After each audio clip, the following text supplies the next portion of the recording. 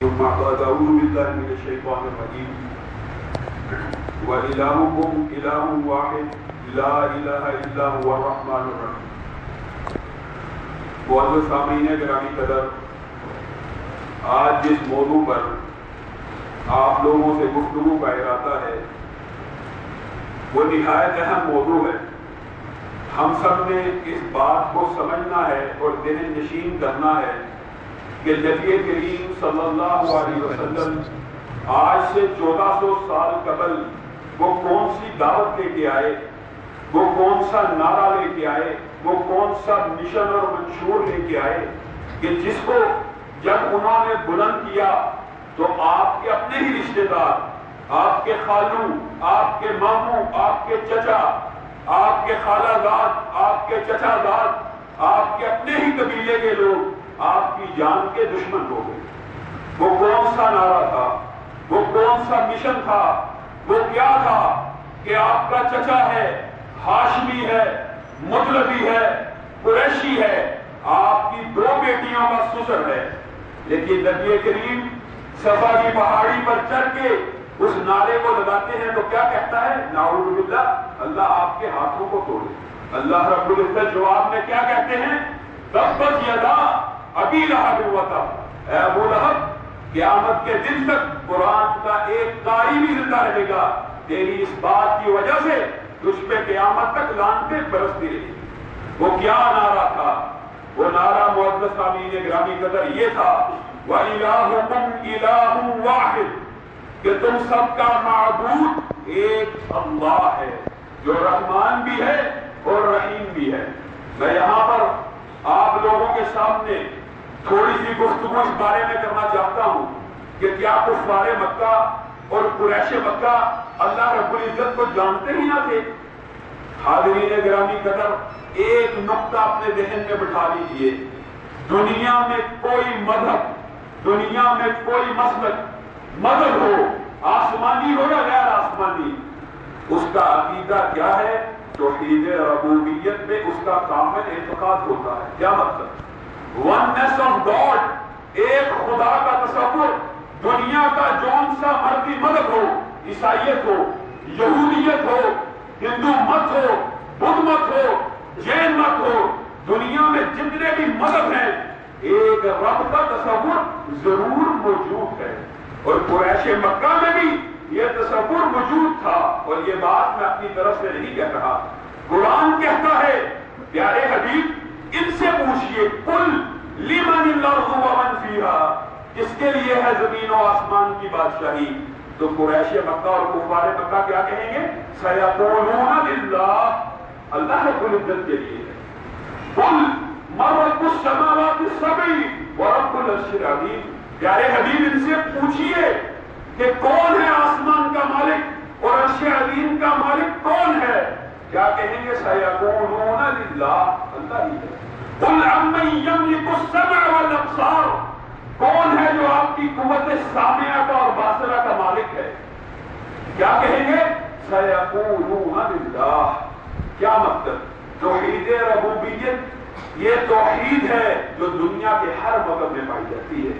اور اگر میں یہ کہوں کہ ہندو بھی کبھی بھی کسی ہندو نے بھی کسی مٹی کے پتلے کی پوجا نہیں کی تو یہ کہنا بے جا نہ ہوگا۔ کیا کہتے ہیں؟ یہ رام کا بت ہے، یہ فلان کا بت ہے، یہ فلان کی تمثیل ہے۔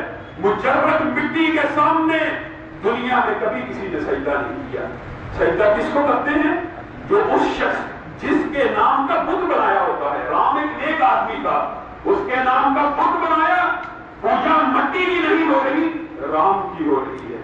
توحید ربوبیت کیا ہے؟ توحید ربوبیت یہ ہے، آپ نے دیکھا ہوگا چھوٹے سا بچہ ہے، کم عمر ہے، 6 سال کا ہے، اس کا قد چھوٹا ہے، ایک عرصہ گزرتا ہے اس کا قد لمبا ہو جاتا ہے۔ آپ اپنے ناخنوں یا بالوں پہ غور کیجیے، آپ ناخن تراشتے ہیں، بالوں کو کٹواتے ہیں، کچھ عرصہ گزرتا ہے بال بہت لمبے ہو جاتے ہیں، ناخن بہت بڑھ جاتے ہیں۔ آپ بیج کا ایک دانہ دھرتی کے سینے میں ڈالتے ہیں، کچھ عرصہ گزرتا ہے، بیج کے اندر سے کوپل پھوٹتی ہے، دھرتی کا سینہ چیرتے ہوئے باہر آ جاتی ہے۔ یہ تمام کا تمام نظام کون چلا رہا ہے؟ وقت چلا رہا ہے. اور رب کو جیسے کہ میں نے کہا کائنات کا ہر ملک، کائنات میں صرف ایک طبقہ ہے جو رب کا انکار کرتا ہے، وہ ملک دنیا میں ان کی تعداد بہت کم ہے، جو لا دین ہوتے ہیں، جو کہتے ہیں دنیا کا نظام کسی ہستی کے بغیر ہی چل رہا ہے، لا دین بے مذہب بہت کم ہے. تو گویا بات کیا ہے، آقا علیہ السلام کیا یہ نعرہ لے کے آئے تھے کہ لوگوں کو بتایا جائے ایک رب ہے؟ آقا علیہ السلام نے کہا تھا وَإِلَٰهُكُمْ إِلَٰهٌ وَاحِدٌ. لوگوں اس بات کی طرف ذرا توجہ دینا، اس بات میں تھوڑا سا فرق ہے. الوہیت، نبی کریم صلی اللہ علیہ وسلم جو پیغام لے کے آئے وہ توحید ربوبیت نہیں تھا، توحید الوہیت تھا. اس کی دلیل کیا ہے؟ میں آپ کے سامنے دلیلیں بہت سی رکھ سکتا ہوں کہ جب مکہ کے اوپر ابرہہ نے حملہ کرنا چاہا تو آپ کے دادا عبد المطلب نے کیا کہا تھا کہ جس کا گھر ہے وہ خود اس کی حفاظت کرے گا. کیا مطلب؟ ان کو اللہ رب العزت کی ذات کا پتہ تھا. اور آپ کے جو پردادا ہاشم ہیں وہ حاجیوں کی کیوں خدمت کیا کرتے تھے کہ یہ اللہ کے گھر کا طواف کرتے ہیں، ان کو روٹیاں توڑ توڑ کے کھلاتے تھے. یہ باتیں ان کو پتہ تھی. پتہ کیا نہیں تھا؟ وَإِلَٰهُكُمْ إِلَٰهٌ وَاحِدٌ کہ عبادت کے جتنے افعال ہیں، عبادت کے سارے ساتھ جو ہے عبادت کے جتنے افعال ہیں، عبادت کے جتنے اعمال ہیں. کیا مطلب؟ عبادت کے اندر دعا ہے، عبادت کے اندر ذکر ہے، عبادت کے اندر نظر ہے، عبادت کے اندر نیاز ہے، سجدہ ہے، رکوع ہے. عبادت کے جتنے افعال ہیں، عبادت کے جتنے اعمال ہیں، آج کے بعد کس کے لیے ہوں گے؟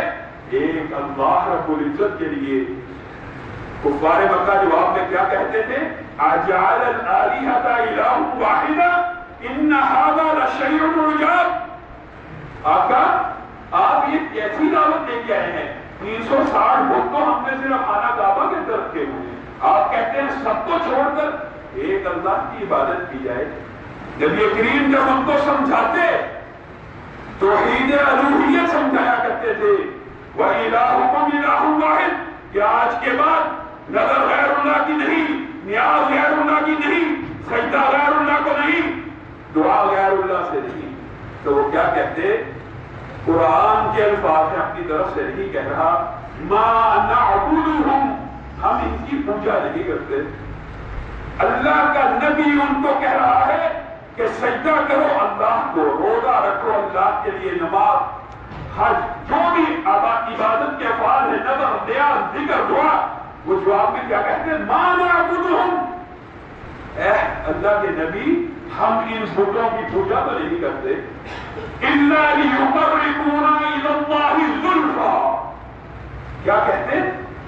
یہ تو بت ہیں، یہ ہمارے نیک آباء و اجداد کے بت ہیں، ان کی تمثیلیں ہیں، ان کے ذریعے ہم اللہ رب العزت کا ما نعبدهم الا ليقربونا الى الله زلفى ان کے ذریعے ہم اللہ رب العزت کے قریب ہو رہے ہیں، ان کے ذریعے ہم اللہ رب العزت کے قریب ہو رہے ہیں. اپنی بات نہیں، قرآن کے الفاظ ہے. اور قرآن میں کفار مکہ کا ایک عقیدہ عجیب بیان ہوا ہے، آپ شاید پہلے بھی سنا ہو، جنہوں نے نہیں سنا وہ حیران رہ جائیں گے. وَإِذَا رَكِبُوا فِي الْفُلْكِ دَعَوُا اللَّهَ جب وہ کشتیوں پہ سوار ہوتے، سمندر میں اکیلے ہو جاتے تو اللہ رب العزت کو خلوص دل سے پکار ہوتے. کفار مکہ، قریش مکہ کون ہیں کہ ابو عبیدہ ابن جراح کو امین الامت کا خطاب کیوں دیا گیا؟ بارہا تلوار کے نیچے ایک شخص آتا ہے، ابو عبیدہ پیچھے ہٹتے ہیں، دوسری مرتبہ آتا ہے پیچھے ہٹتے ہیں، تیسری مرتبہ آتا ہے ابو عبیدہ تلوار کو چلاتے ہیں اور جسم کو دو ٹکڑوں میں تقسیم کر دیتے ہیں. زمین سہم جاتی ہے، آسمان تھرا جاتا ہے. ابو عبیدہ نے لا الہ الا اللہ کی بنیاد کے اوپر اپنے سگے باپ کو دو ٹکڑوں میں تقسیم کر دیا. اور لوگوں کیا لڑائی تھی، کیا جھگڑا تھا کہ ایک صحابی مشکوں کو کس رہا ہے قیدی کی، دوسرا صحابی کہتا ہے اس کو ذرا زور سے کسنا، اس کی ماں بہت امیر ہے، اس کو چھڑانے کے لیے دے گی، اسلام مضبوط ہوگا۔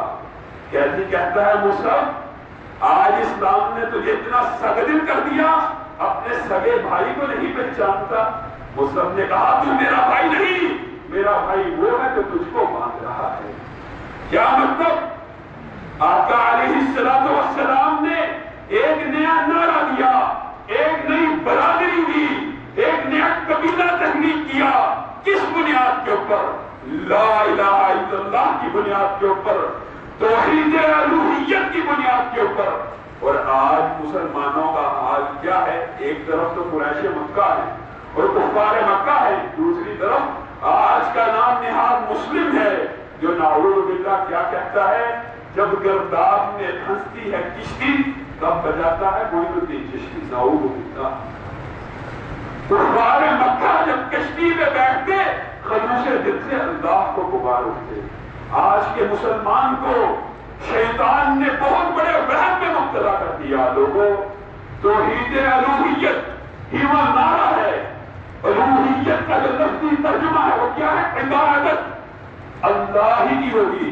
قرآن کی اگر صرف ایک آیت کے اوپر انسان غور کر لے، اور میں پہلے بھی کہتا ہوں کبھی بھی مشرکوں سے نفرت نہ کیجیے، شرک سے نفرت کیجیے۔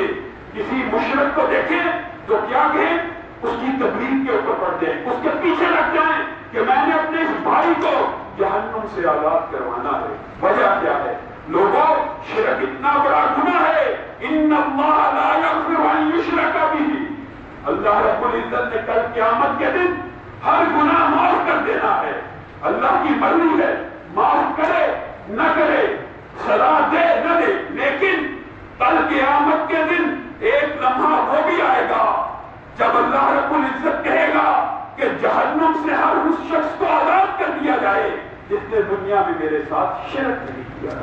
یہ لمحہ آنا ہے، لیکن ان اللہ لا یغفر ان یشرک بہ۔ اللہ رب العزت صرف اپنی ذات کے ساتھ شرک کرنے والے کو معاف نہیں کرے گا۔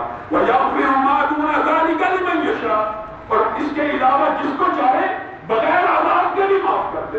اللہ رب العزت کی بہت رحمت ہے، لیکن آپ نے کیا کرنا ہے؟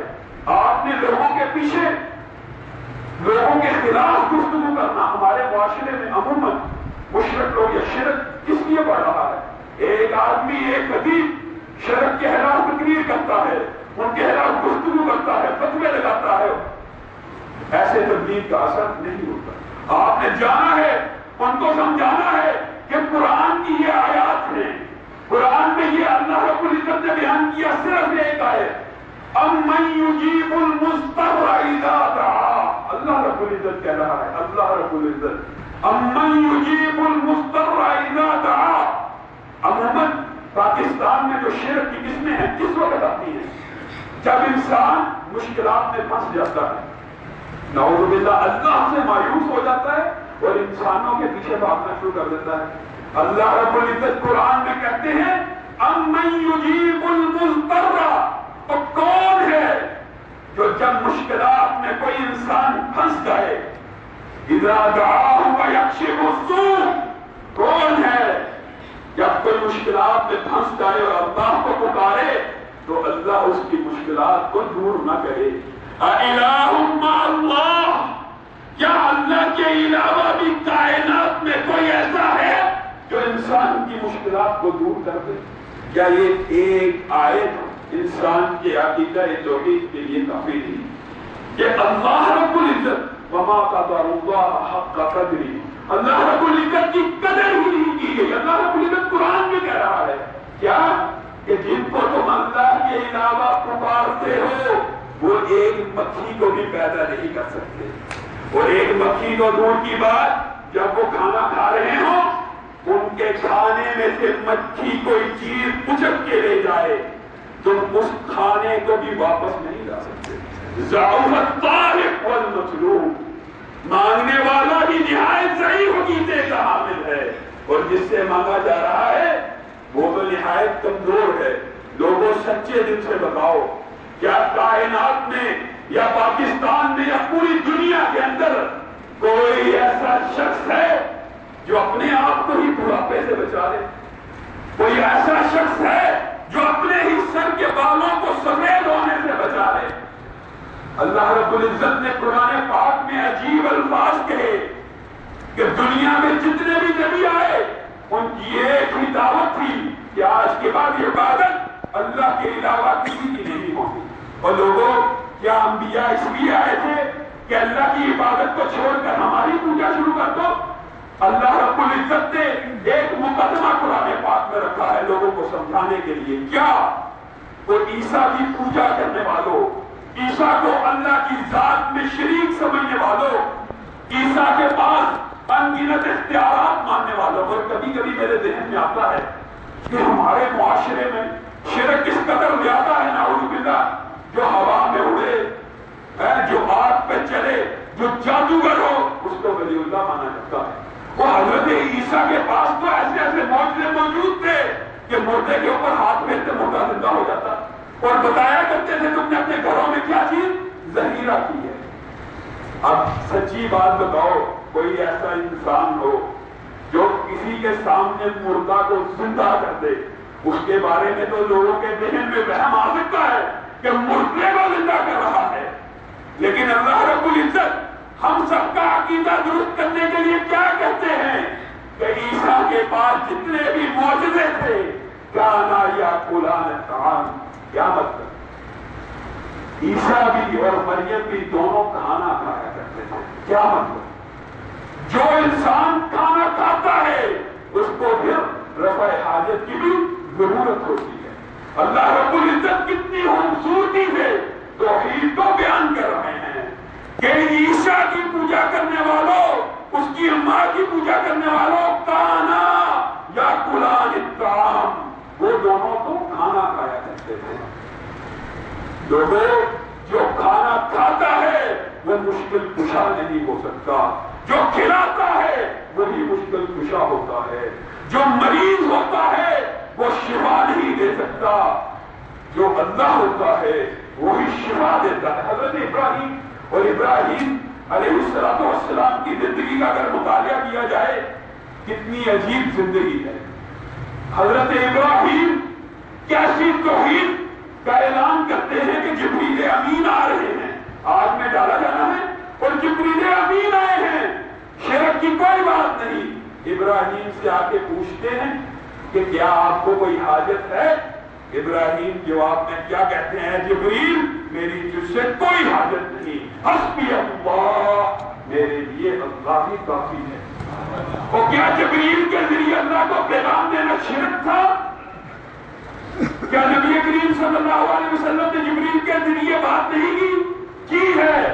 لیکن ابراہیم کیسا توحید پرست ہے، حسبی اللہ، جا جبریل میری تجھ سے کوئی حاجت نہیں. لوگوں کے ذہنوں کے اوپر شیطان نے ویسا ہی وسوسہ ڈالا ہے جیسا نمرود کے ذہن میں وسوسہ ڈالا. کیا ابراہیم نے نمرود کو کہا میرا رب وہ ہے جو زندہ کرتا ہے اور مارتا ہے؟ بدبخت کے ذہن میں کیا خیال آیا؟ ایک قیدی کو پکڑا جس نے قتل ہونا تھا، اس کو آزاد کر دیا، اور ایک راہ چلتے انسان کو پکڑا، اس کو قتل کر دیا. حضرت ابراہیم کے ذہن میں بات آ گئی کہ بے وقوف بھی ہے، لوگوں کو گمراہ بھی کر رہا ہے، دھوکے سے، غلط دلیل سے. ابراہیم نے کیا کہا؟ ان اللہ یاتی بالشمس من المشرق فاتی بها من المغرب. اور جا، میرا رب وہ ہے جو سورج کو مشرق سے نکالتا ہے، جا اگر تو رب ہے تو مغرب سے نکال کے دکھا دے. فَبُهِتَ الَّذِي كَفَرَ، اور جو لوگ اللہ کا انکار کرنے والے تھے سارے کے سارے مبہوت ہو گئے، سب کے منہ کے اوپر چپ کی مہر بن گئی. آج نعوذ باللہ کیسا کیسا عقیدہ معاشرے میں موجود ہے. بھائیو، ہم جب کسی کو سمجھاتے ہیں یار فلاں شخص کے پاس جا کے کیا کہتے ہو، اور یہ بھی ایک بات میں آپ کے ذہن میں بٹھا دوں، ہمارے معاشرے میں بڑا جھوٹا پراپیگنڈا بھی ہے. کیا ہم جب کہتے ہیں نا فلاں کی درگاہ پہ کیوں جاتے ہو، فلاں سے کیوں مانگتے ہو، ایک کہانی بڑی ہوئی ہے. کیا کہانی؟ ہم ان کی پوجا کچھ نہیں کرتے، یہ اللہ کی طرف پہنچانے کا ذریعہ ہے. خدا کی قسم یہ بات جھوٹ ہے. وہ حضرت علی کے بارے میں عقیدہ رکھتے ہیں یا علی مدد، وہ حضرت علی کے ذریعے اللہ سے نہیں مانگتے، وہ ڈائریکٹ یا علی مدد کہتے ہیں، وہ ڈائریکٹ یا رسول اللہ مدد کہتے ہیں، وہ ڈائریکٹ یا داتا گنبش مدد کہتے ہیں، یا غوث مدد کہتے ہیں، اور معاشرے میں مشہور صرف بحث کے لیے، صرف لوگوں کو گمراہ کرنے کے لیے مشہور کیا کیا ہوا ہے، ہم ان کے ذریعے اللہ سے مانگتے ہیں۔ اور بھائیو، ان کے ذریعے کیوں مانگتے ہو؟ کیا دلیل ہے؟